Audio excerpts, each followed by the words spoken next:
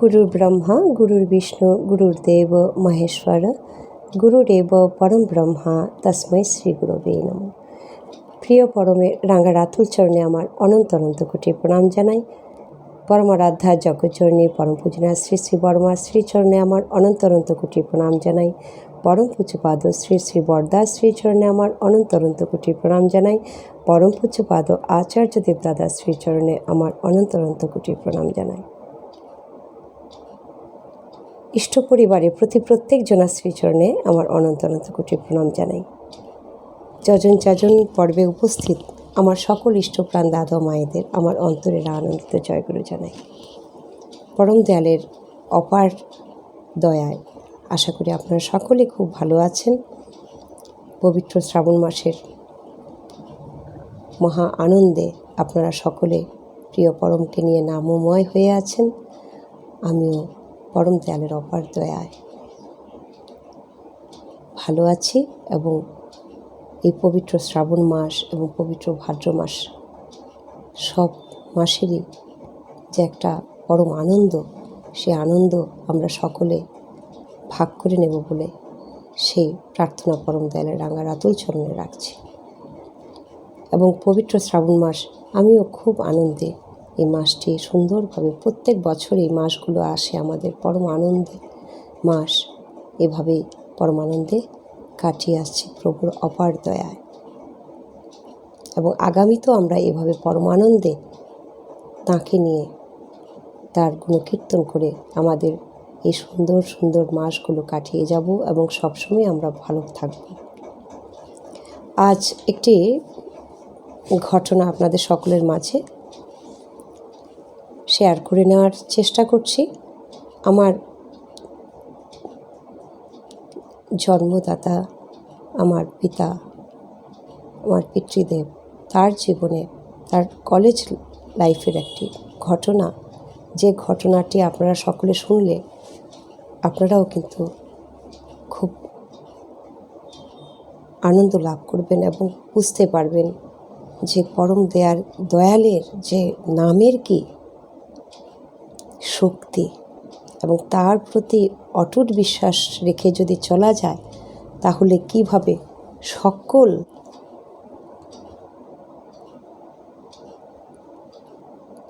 সমস্যায় সম্মুখীন হওয়ার পরেও সেখান থেকে সুন্দরভাবে বেরিয়ে আসা যায় এবং কোনো রকম বিপদ আপদ সেখানে স্পর্শ করতে পারে না। এখন সব সংগ্রামে, জীবন সংগ্রামে জয়ী হওয়া যায়। একদিন আমার বাবার কলেজ লাইফের ঘটনা বলছি। বাবা স্কুল লাইফ থেকেই পরম দয়ালের শ্রীচরণাশ্রিত হয়েছেন, যথাসময়ে যেভাবে হয় আমাদের দীক্ষার সময়। তখন থেকেই বাবা একনিষ্ঠভাবে ঠাকুরকে মাথায় নিয়ে চলতেন। স্কুল লাইফ থেকে সকলকে যজন যাজনের মাধ্যমে তার পড়াশুনোর জীবন এবং তার পরবর্তীতে চাকরি জীবন সবটাই এভাবেই তিনি পরম দয়ালকে মাথায় নিয়ে তিনি চলেন। তো ওনার কলেজ লাইফের কথা বলছি। উনি যখন হস্টেলে ছিলেন সেই মুহূর্তে ঘটনা, যেখানে আমার বাবাদের হস্টেল ছিল, যেখানে কলেজে হস্টেলে থেকে পড়াশোনা করছিলেন, সেখান থেকে কলেজে যাওয়ার যে পথ, তার মাঝে একটা জায়গা ছিল যেখানে আমরা যারা খ্রিস্টান যারা হই, খ্রিস্টানদের যে মৃত্যুর পরে যে সৎকারের যে স্থান, যেখানে তারা তাদের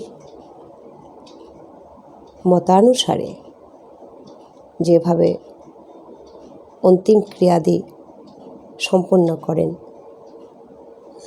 সেই জায়গাটা কলেজে যাওয়ার এবং হস্টেলে যাওয়ার মাঝামাঝিতে পড়ত, যেখানে তারা তাদের সকল ভক্ত বা যারা খ্রিস্টানদের যারা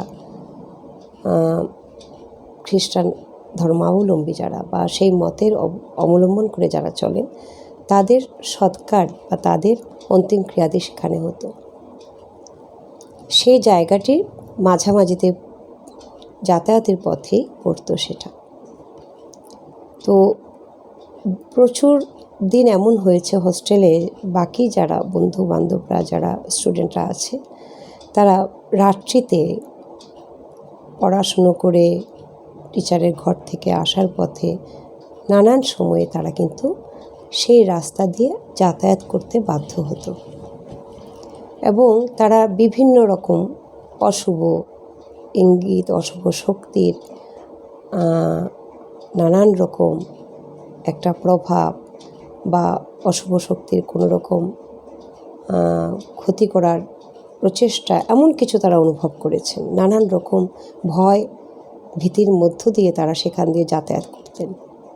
রাত্রিবেলার কথা বলা হচ্ছে।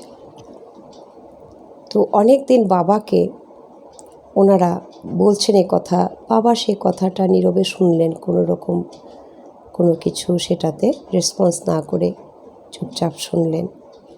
এবং বাবা শোনেন বেশি, বলেন ভীষণ কম, এবং ভীষণ মন দিয়ে শোনেন যখন যেটা কেউ বলতে চান তার সমস্যার কথা। শুনলেন, শোনার পরে ওনারা চিন্তা করলেন যে আমরা আসার পথে, আমরা যাতায়াত করি, পড়াশুনো করে এত সমস্যার সম্মুখীন হচ্ছি, নানান রকম অশুভ শক্তির প্রভাব সেখানে আমরা অনুভব করছি, ভয় পাচ্ছি, কিন্তু সেই জায়গা দিয়ে যখন আমার বাবা যাতায়াত করছেন, তিনি কেন কোনো রকম ভয় পাচ্ছেন না, বা ওনার মুখে কোনো ভয় ভীতির গল্প কেন শুনতে পাচ্ছি না? তাদের মনে একটা জিজ্ঞাসা জাগে যে এটা কেমন ব্যাপার, কেন এরকমটা হচ্ছে? বন্ধুবান্ধবরা সবাই চেপে ধরলেন যে তোমার কি ভয় লাগে না সেখানে, বা কোনো কিছু, তুমি কোনো কিছু অনুভব করো না? বাবা বললেন, না, আমি তো সেরকম কিছু অনুভব করি না। আমি যে কাজে যাই, পড়াশুনো করে এখানে আবার হোস্টেলে ফিরি, সেরকম তো কিছু অনুভব করি না। তারা বললেন, তা কী করে হয়? আমরা সকলেই রীতিমতো কেউ না কেউ সেভাবে নানান প্রকারে তারা ভয় পাচ্ছেন, ওই রাস্তা দিয়ে যাতায়াত করতে গিয়ে নানানভাবে তারা কেউ কেউ অসুস্থ হয়ে পড়ছেন। তখন বললেন, তারা সবাই মিলে, বাকি যে হোস্টেলে যারা বন্ধুবান্ধবরা, যারা স্টুডেন্টরা আছেন, তারা চেষ্টা করলেন বাবাকে দিয়ে যেন তিনি ভয় পান। কি করে তিনি ভয় পাচ্ছেন না, তার কেন কোনো রকম অনুভব হচ্ছে না, সেখান দিয়ে আসার সময় কোনো রকম ভয়ভীতি অনুভব করছেন না কেন, সেই জায়গায় তাকে নিয়ে যাওয়ার জন্য তাকে একটা, বলতে পারেন সে তখনকার টাইমে কলেজে বা এখনও যেটা হয়, স্টুডেন্টের দ্বারা স্টুডেন্টদেরকে নানানভাবে হ্যারাসমেন্ট করা। তো তারা চাচ্ছিলেন যে তাকে নিয়ে গিয়ে সেখানে তিনি রাত্রিতে যেন সেখানে যান এবং পাঠানো হবে, এবং কি করে তিনি ভয় না পান সেটা দেখবেন। তো বাবাকে বললেন যে রাত্রি 12টার পরে থেকে 2টো অবধি সেই জায়গা দিয়ে হেঁটে আসতে হবে।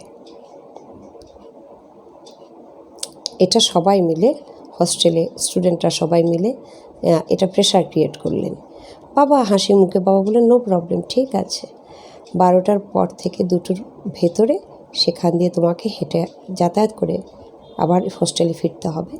তোমার কি করে ভয় না লাগে আমরা দেখব, কিন্তু যেতে হবে, কারণ আমরা সকলে এতটা সাফার করছি, এতটা আমরা সকলে কষ্ট পাচ্ছি, বা নানানভাবে আমরা ভয় পেয়ে অসুস্থ হচ্ছি, তোমার কি করে সেটা হচ্ছে না? তোমাকে বন্ধু যেতে হবে সেই জায়গায়। বাবা রাজি হলেন। যথারীতি রাত্রিবেলা বাবা বেরোলেন। বেরিয়ে রাত্রি 2টোর ভেতরে বাবা সেখান দিয়ে সেই জায়গাতেই বিশেষভাবে বাবা হেঁটে সেই যেখানে যেসব খ্রিস্টানদের ভক্তদের শেষকৃত্য করা হয়, যেখানে তাদের সমাধি দেওয়া হয়, সেই জায়গায় ঘুরে টুরে বাবা যথারীতি হোস্টেলে ফিরে আসে। কিছু করার নেই, যেহেতু সবাই মিলে ধরেছেন যেতে হবে, এখন হোস্টেলে থাকছেন তিনি, তাকে সেটা তিনি মেনে নিলেন। মেনে নিয়ে, না মেনে নিলেও হতো হয়তো, কিন্তু বাবা সেটা সাহসের সহিত মেনে নিলেন, যেটা কারণ বাবা অনুভব করছিলেন না। বললেন, ঠিক আছে, আমি তো রাত্রিতে পড়াশুনো করে আসি, ঠিক আছে, একটু বেশি রাতেই যেতে হবে, যাব। বাবা গেলেন। সেখানে ঘুরে ফিরে আসার পর বললেন, একটা মানুষ নীরব নিস্তব্ধ শান্তভাবে এত হাসি মুখে ঘরে ফিরে আসছেন, যে হস্টেলের রুমে, তার কোনো রকম তার রিপারকেশান নেই, কোনো রকম তার ভিতরে কোনো ভয় ভীতির সঞ্চার হয়নি, সে কোনো আনইজিও ফিল করছে না, কোনো রকম তার ভিতরে কোনো অসুস্থতা দেখা যাচ্ছে না। এটা কি করে সম্ভব? সবাই ছুটে গেলেন। কি ব্যাপার, কি অনুভব করলে সেখানে গিয়ে, কি করে ফিরে এলে তুমি এতটা মানে কাম অ্যান্ড কুল, যেটা আমরা বলি, এতটা শান্ত, এতটা ধীরস্থিরভাবে তুমি সেখান থেকে ফিরে এলে, কি ব্যাপার? কিছু অনুভব করলে না? বাবা বললেন, না তো, আমি তো কোনো ডাক, কোনো শব্দ, কোনো আওয়াজ, কোনো রকম কোনো কিছু অশুভ দেখা, ভয় ভীতির কোনো কিছুই সঞ্চার হয়নি আমার ভিতরে, আমি কিছুই অনুভব করিনি। আমি দেখলাম নীরব নিস্তব্ধ শান্ত, যেন মানুষ যেখানে ধ্যান করলে, সমাধি গেলে মানুষ যে একটা পরম শান্তির একটা অনুভব করে, যেখানে খুব শান্তি লাভ করে ধ্যান করে, এবং যেখানে ভীষণ নীরবতা, একটা পবিত্র নীরবতা অনুভব করে, বাবা সেটা অনুভব করলেন। বাবা তাদের মাঝে সেটা তুলে ধরলেন, বললেন, এটা কি করে সম্ভব? বাবা বললেন, আমি যে সদ্গুরুর শরণাগত, আমি যে পরম পিতার শরণাগত, আমি যে সৎনাম মনন করে চলি, আমার ভিতরে যে নাম নিত্য জাগ্রত হয়ে আছে, আমি যে সে নামকে নিত্য জাগ্রত করে রাখি, এবং সেই নাম আমি নিরন্তর আমার ভিতরে কিন্তু আলোড়ন সৃষ্টি করে, আমি নিরন্তর আমি মনে মনে জপতে থাকি, তাকে স্মরণ মনন করে চলি, তাকে নিয়ে চলি, তিনি যা যা করলে তিনি খুশি হবেন সেটা করার চেষ্টা করি, এবং তার প্রতি অটুট বিশ্বাস যে তিনি একমাত্র সত্য, বাকি সব মিথ্যা। কারণ তার শক্তির উপরে কোনো শক্তি নেই, কোনো অশুভ শক্তি থাকতেই পারে না যেটা তার শক্তির উপরে হবে, এবং সকল অশুভ পরাস্ত, সকল অশুভ কিন্তু পরাজিত হবে এই শুভ শক্তির কাছে। তাই তাকে তিনি স্মরণ মনন করে চলেন, তার চরণে আশ্রয় নিয়েছেন, তার শ্রীচরণ আশ্রিত বলে তিনি নির্ভয়, তিনি নির্ভয়ে চলেন। বাবা বললেন, আমি যে নির্ভয়ে চলি, আছেন তো তিনি, তার আশ্রয়ে আছি, আমি যে সেই বিশ্বাসে আমি নিরন্তর চলার চেষ্টা করি, না হয় আমি কেন ঠাকুর ধরেছি? আমার যদি বিশ্বাসই না থাকে, আমি যে অটুট বিশ্বাস নিয়ে চলি যে তার থেকে শক্তিশালী পৃথিবীতে, তার নামের থেকে শক্তিশালী কিছু নেই, সবটাই শুভ, যেখানে আমি তার নাম নিয়ে চলব, সেই জায়গা, সেই স্থান, সব কিছুই কিন্তু পবিত্র হয়ে যাবে। তাই আমি কিছুই অনুভব করিনি, পরম শান্তি অনুভব করেছি, পরম নীরবতা, নিস্তব্ধতা। দেখুন, সৎনাম গ্রহণ করা, সৎনাম মনন করা, সদ্গুরু শরণাগত হওয়ার, সেই পরম পিতার আশ্রয়ে এসে তাকে নিয়ে স্মরণ মনন করে চলার আজীবন, এবং তার প্রতি অটুট বিশ্বাস রেখে তিনি আছেন, আমি নির্ভয়ে, আমি সব পরিস্থিতির সম্মুখীন শান্ত চিত্তে, সুস্থির চিত্তে, ধীরস্থির চিত্তে সব কিছুকে শান্তভাবে গ্রহণ করে আমি এগিয়ে যাব। কেন? তিনি যে আছেন আমার মাথার উপর, আমি যে তার হাত ধরে চলছি, তাহলে আমার ভয় কিসের? এই নির্ভয়ে আমার বাবা চলতেন, আর অন্তিমে কিন্তু সেটাই হলো। বাবার সেই অটুট বিশ্বাসের জয় হলো, সেই সৎনামের জয় হলো, তার অটুট ভক্তির জয় হলো। তিনি নির্ভয়ে এলেন, তার কোথাও শারীরিক অসুস্থতা, তার কোনো ভয়, তার কোনো রকম কোনো কিছু হলো না। এই হচ্ছে সদ্গুরু শরণাগত হয়ে, তার স্মরণ মনন করে, তার মনের মতো হয়ে, তার প্রতি অটুট বিশ্বাস রেখে, সৎনাম মনন করে নিরন্তর নাম নিয়ে চলার অপার দয়া। আমি ভাগ করে নিলাম আপনাদের সকলের মাঝে আজকে এই ঘটনাটি। আশা করি আমি যেদিন আমার বাবার মুখ থেকে এই ঘটনা শুনি, আমার মানে ভাষায় প্রকাশ করতে পারবো না আমার কি অনুভূতি হয়। আমার পরম দয়াল, তার এত দয়া, নামের এত শক্তি, তার আশীর্বাদ, তার হাত ধরে থাকলে ভয় বলে, অশুভ বলে কিছু আসে না।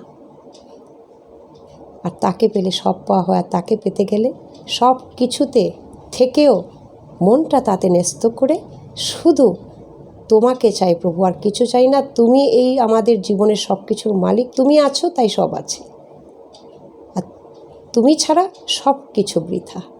এই ভাবনা নিয়ে যদি আমরা চলতে পারি, তাহলে এইভাবেই কিন্তু আমরা সব সমস্যায় কিন্তু আমরা হাসতে হাসতে পার হয়ে যাব। জয় গুরু। খুব ভালো থাকবেন সকলে। ভালো লাগলে শেয়ার করবেন, সাবস্ক্রাইব করবেন, কমেন্ট করবেন। আপনাদের মূল্যবান যে অনুভূতি যদি কমেন্ট বক্সে লিখে আপনারা জানান, তাহলে আমি কিন্তু সমৃদ্ধ হব এবং আমারও অনেক কিছু জানা হবে, বুঝতে পারবো, জানতে পারবো। পরবর্তী ভিডিওতে আবার দেখা হবে। জয় গুরু। বন্দে পুরুষোত্তম।